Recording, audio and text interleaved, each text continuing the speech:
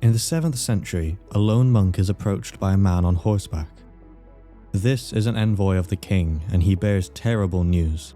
The Anglo-Saxons of England have invaded the kingdom, and it looks like its ruler will soon be dispossessed and the land overrun. But this envoy didn't come to warn the monk or to tell him to flee.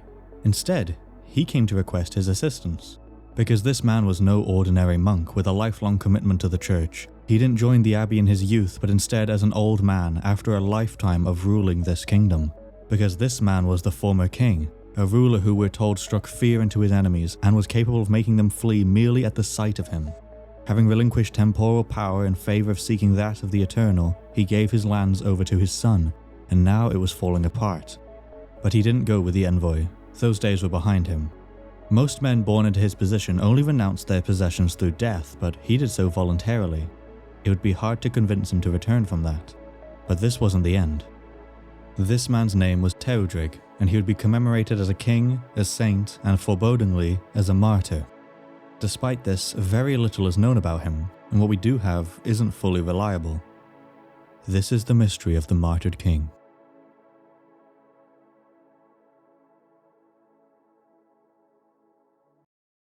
The kingdoms of South Wales, Glywysing and Gwent, are very enigmatic.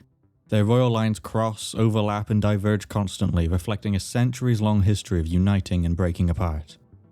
They would eventually be fused into one distinct entity under a king named Morgan, becoming the creatively named Morgannwg, but according to genealogies compiled in the 9th century, our King Tewdrig was the origin point for all of this.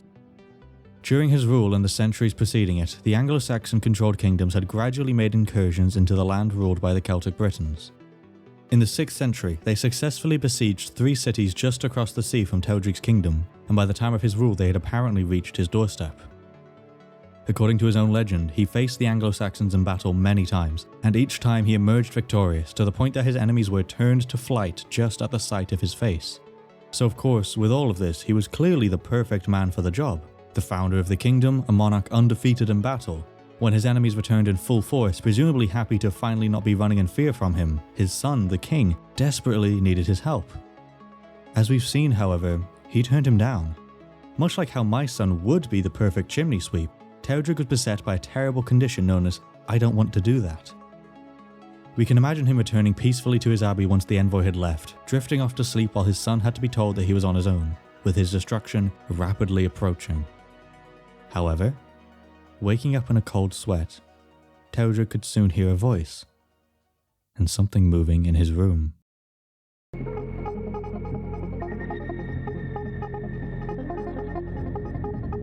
An angel. Arousing him from his slumber, and presumably after hearing Tewdrig wouldn't help his own son, the angel took a different approach. Do it because I said so. And yeah, that probably would have been quite persuasive even if you weren't a monk. To give Tewdrig credit, the angel didn't simply just tell him to go, instead they told him exactly what was going to happen. They told him that the next day he would arm himself, go to the ford north of the abbey and stand in battle once again. The Saxons, seeing the face of the undefeated king reappearing, would turn to flee out of the kingdom and not return for 30 years.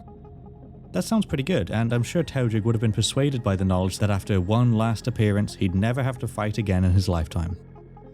However, the Welsh have an odd, old tradition.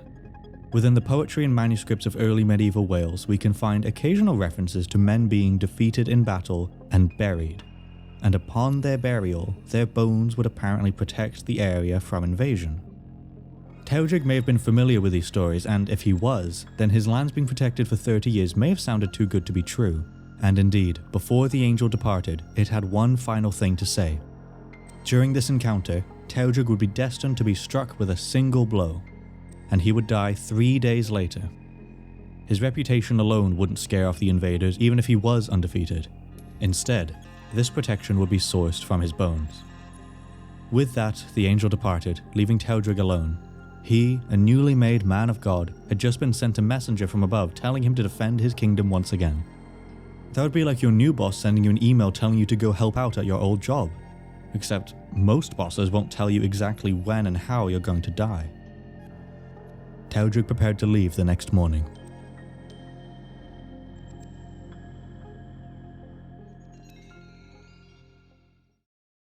His son's army soon arrived, and we're told that Tewdrig cheerfully went with them. They marched north to the ford of the River Gwy, or Wye, and waited for the Anglo-Saxons. The arrival of Tewdrig's son sounds like a great coincidence, or perhaps the king reaching out for help one last time. However, we're told that the battle was to take place at the ford just north of Tyndyrn Abbey where Tewdrig lived, so yes, that means that the envoy likely told him that the invaders were approaching his house, and he still opted to stay home. The Anglo-Saxon force soon emerged, but they weren't expecting Tewdrig, the king they had faced so many times and lost to over and over again. And just as the angel said, the invading army then turned and fled. But the angel had been right about one more thing. As their enemies had turned to run, one of the Anglo-Saxon soldiers threw his lance at the Welsh. Arcing across the ford, it met Tewdrig's body and wounded him with a single strike. His son sent his army onward and pursued the Saxons all the way to a place known as Pwll Brochwel, a location that has now been lost to us, and returned to his father with the spoils of war. We're told, however, that these treasures didn't matter to Tewdrig, because he had already rejoiced as if spoil had been taken from a vanquished enemy. It had happened exactly as he'd been told, and in 3 days' time he would exchange his life for the safety of his kingdom. He requested to be buried on an island off the coast, Ynys Echni, and in the next morning a chariot had arrived, apparently being pulled by 2 stags.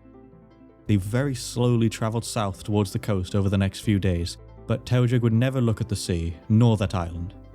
He didn't have enough time. Instead, they came to a meadow where a clear spring flowed, and the former king commanded the stags to leave him. There, alone, he died. Tewdrig the king had become Tewdrig the Martyr, and the name of his church, Merthyr Tewdrig, reflects this, constructed on the spot where it is said that he fulfilled his destiny.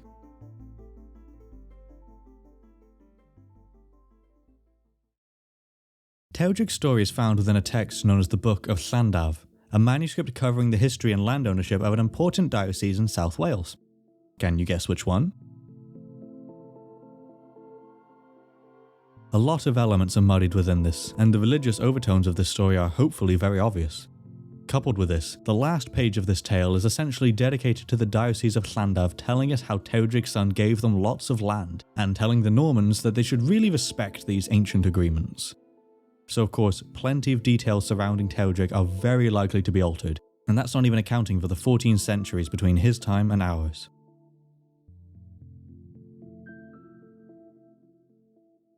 He probably wasn't pulled by a chariot of stags that made fountains wherever they came to rest, but if the locations of the battle and his church are to be trusted, then someone moved him south. He may not have literally made his enemies flee from sight alone, but it does seem like a king of South Wales stopped the Anglo-Saxon advance at the Gwy. According to the National Library of Wales, the Book of Llandav was made to strengthen the diocese's ecclesiastical rights and territories. So it's no wonder that a third of this 3-page story is dedicated to how Tewdrig's son created the church and gave all the lands to Llandav, with a boundary so specific it takes over 170 words to describe, and that anyone who tries to alter this will be cursed forever. The same specifications I have if anyone tries to add my son to my will. But what I find interesting is that Tewdrig's story is entirely irrelevant to this. He was already a prominent king, the alleged founder of the kingdom. We don't need the story of his martyrdom to justify his son giving away these lands. In fact, we barely need Tewdrig at all. And maybe it's just wishful thinking, but I believe that adds a lot of credibility to his story. It seems like the diocese drew on a pre-existing story to add an ancient claim to their ownership of this land, rather than inventing it themselves. So while it's impossible to know what really happened, there does at least seem to be something to it. Tewdrig was supposedly buried at Merthyr Tewdrig, a name that remembers his martyrdom, and according to the only Welsh calendar mentioning it, he is commemorated on the 3rd of January. Were his bones really buried somewhere under this church, protecting his kingdom for far more than 30 years? We don't know. The detail of a burial protecting a country isn't novel, but I suppose it's worth pointing out that the Anglo-Saxons never did conquer this land.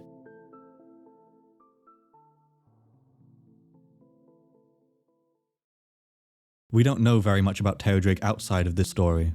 He supposedly founded the royal dynasties of South Wales, but there's quite a large gap between the Roman Empire withdrawing and Tewdrig ruling.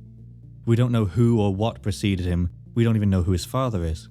One saint's biography claimed it was a man born about 3 centuries prior because he also had a son named Tewdrig, but I don't think that's how that works.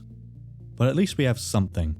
This story, however muddled and altered it may be after being passed down over the centuries, it's more than we have for almost anyone else in his lineage. For comparison, his own son was left out of the early royal genealogies, and we will never know if he had any siblings. Tewdrig, king and martyr, went cheerfully with his son on that day, knowing not just how and when he would die, but that he needed to, and when it finally happened, he rejoiced as if a battle had been won. If you were told the day, place, and manner of your death, would you have gone? Thank you for watching.